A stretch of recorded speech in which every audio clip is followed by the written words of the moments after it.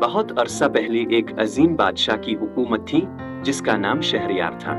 वो एक ताकतवर और निडर हुक्मरान था, लेकिन तकदीर ने इसके दिल पर ऐसा जख्म मारा कि वो जालिम और बेरहम हो गया। कहा जाता है कि शहंशाह शहरयार की एक खूबसूरत मलिका थी जिससे वो बहुत प्यार करता था।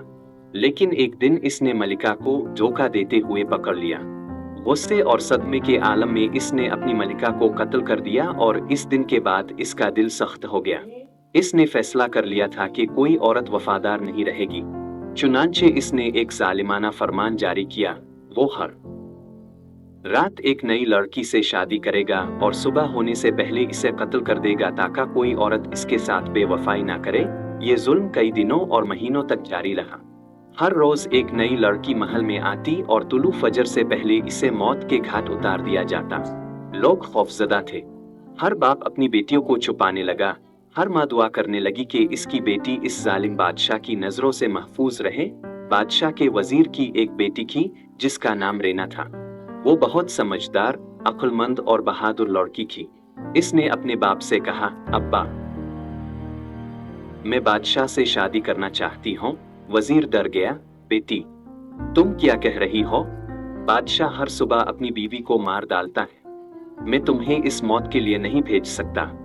लेकिन रेना ने इसरार किया, अब्बा, मुझे एक ऐसी चाल मालूम है जिसके जरिए मैं बादशाह को इसके जुल्म से रोक सकती हूँ। मुझे इस कौम की बेटियों को बचाने का मौका दे। बहुत बहस के बाद वजीर ने रोते हुए अपनी बेटी की बात मान ली और बादशाह के दरबार में जाकर बताया कि इसकी बेटी शादी के लिए तैयार है। रेना ने महल पहुंचकर बादशाह से शादी कर ली। रात को जब बादशाह इसे मारने के लिए तैयार था, रेना ने कहा, बादशाह सलामत।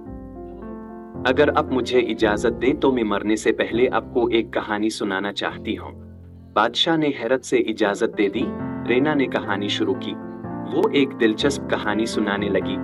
बादशाह हैरत से सुनता रहा, लेकिन जैसे जैसे कहानी अपने इख्तिताम के करीब पहुंची, रेना ने बोलना बंद कर दिया।